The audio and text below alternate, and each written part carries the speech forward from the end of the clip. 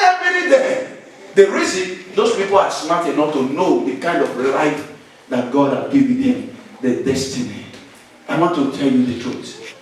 Testify to the goodness of God. Tell people about Jesus. Tell how He saved you. He salvaged my life. He has helped me in many forms. Hallelujah. Amen. So quickly, I will maybe 5 things. I will just say, why must we testify in the church? That's the question. I will answer it. Why must we testify in the church? I told you a story that there was a time that I just had an accident in 2015 that my car was destroyed. People were around. Then I got another car. I told you I was going to Tori Podon in Bergamo to pay this bill. When I parked the car, I ignorantly left the key of the car without closing the door of the car. Then I went in because I was from coaster to the car. You can visibly visualize it.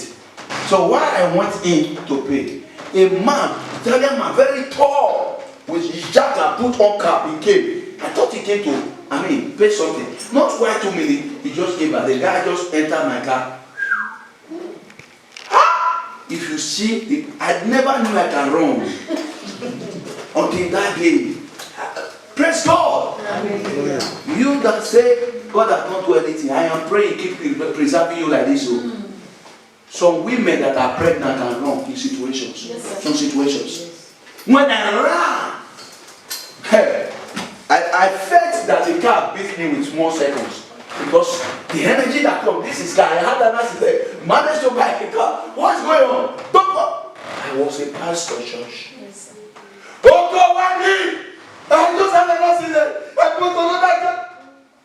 That is what people say. Who told you to speak the way your circumstances is? You should speak the way it should be, not the way it is. Not to avail when I ran after the Italian man. I went to Carabinieri, I did all I could. Car was taken away. Came back frustrated.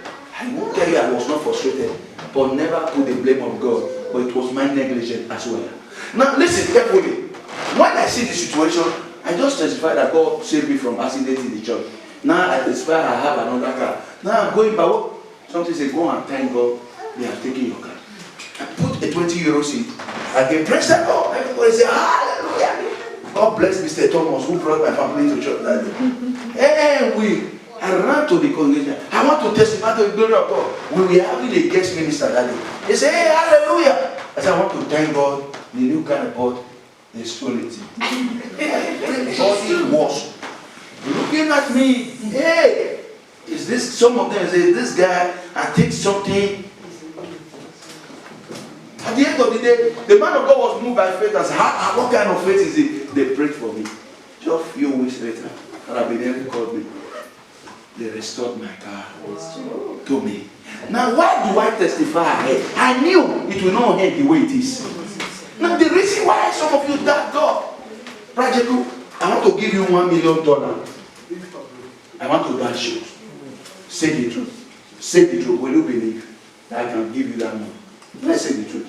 Why did you believe?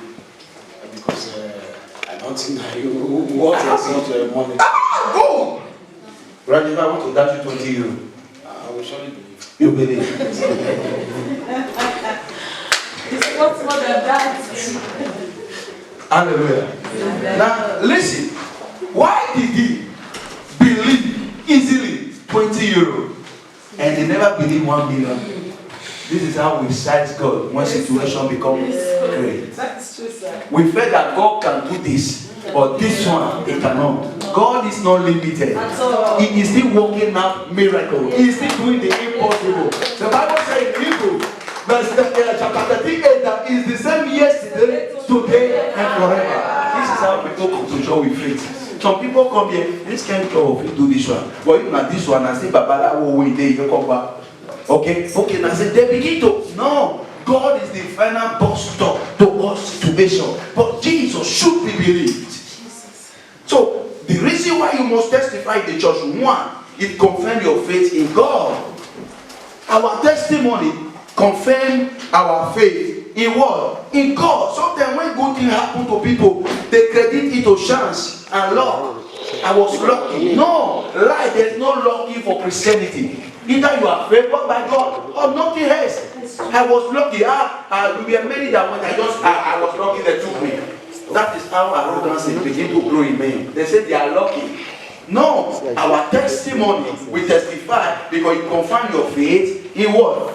In God. So don't credit any good thing to luck. Maybe their own ability, your strength. No, they saw it was changed and it happened. They say it's a chance, oh maybe. No, God is over everything that is happening to us. I want to let you know, if you must be a Christian, when good things happen to you, you must confirm it by faith in the church for other people to know that it wasn't luck, it was involved by God. When we testify, we are actually confirming in whom our faith lies and acknowledge. Some people will tell you, if not be my wife, I will not better. It's good you still appreciate your wife. Still know that if God did not touch your wife can be a monster. So most people always say, if I'm a disciplined man, that's why my wife is obeying me. Remove God, your wife will disobey you totally. Remove God, your husband will womanize repeatedly.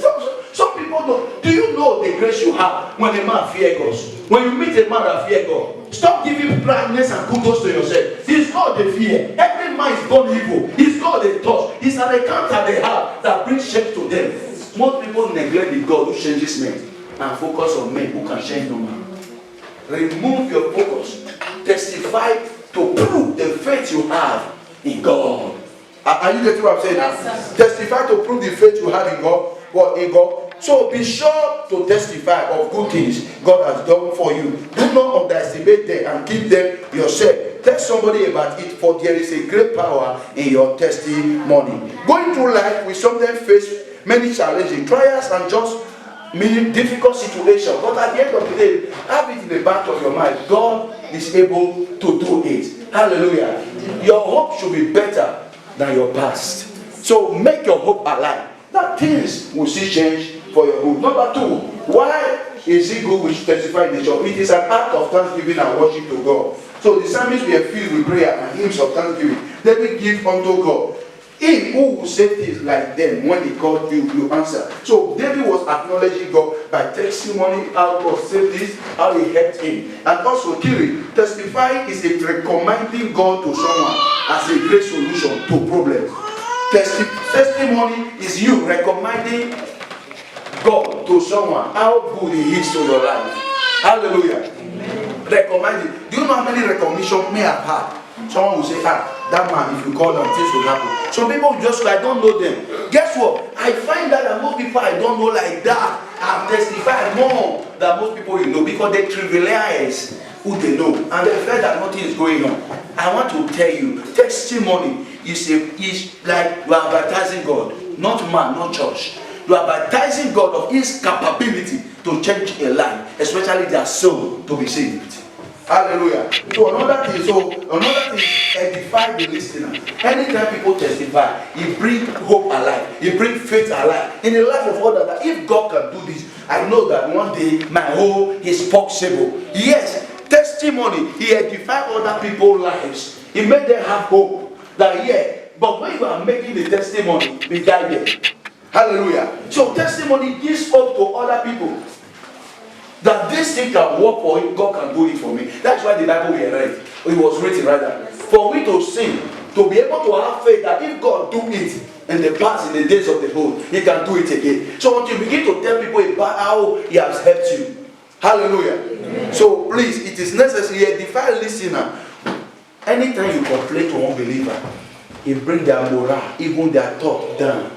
The most complaining people I've ever seen in life are those, they call themselves Christian. Any little thing bring abuses to God. You go thief, they catch you, go why? He said you. So that's Christianity, everything. Man is not accountable for their mistake any longer. They place it on God. So I beg of you, as children of God, don't talk God down to any of your persons. God should be exalted.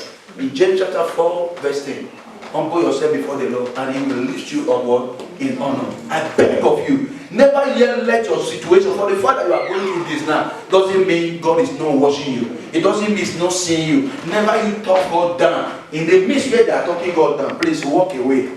Because who am I that God is mindful of? I am a made dust. Without His breath, I am gone. So God is good, and always the Bible says He is good. Nothing can change it.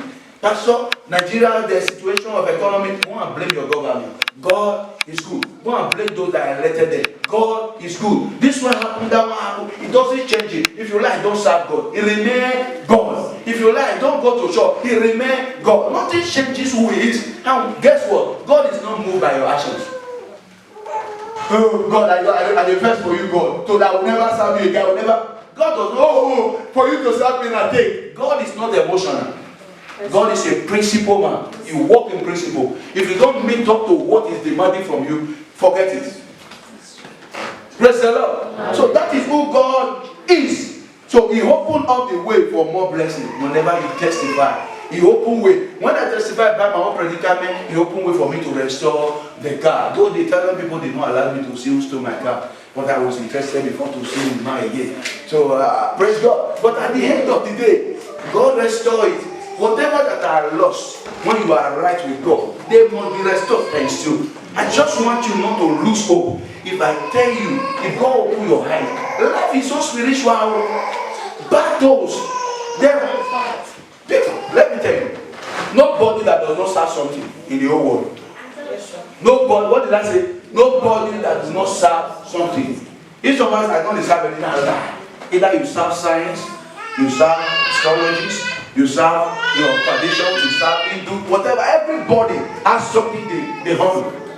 Hallelujah. So please, it truly is God that you serve. Tell how good God is. Any opportunity you see. When people just come in to say, he says, if God is, what is it? Tell them, please, I don't want it. So the fact that this is wrong now with you doesn't mean to always be like that. But still time when you are allowed to talk about your situation, there are people who never live to say that they were sick. Before they identify that they were sick, they are in the grave. You that still have not to talk about it, what will make you not to tell people about Jesus? Love Jesus more than your needs. Love God more than your all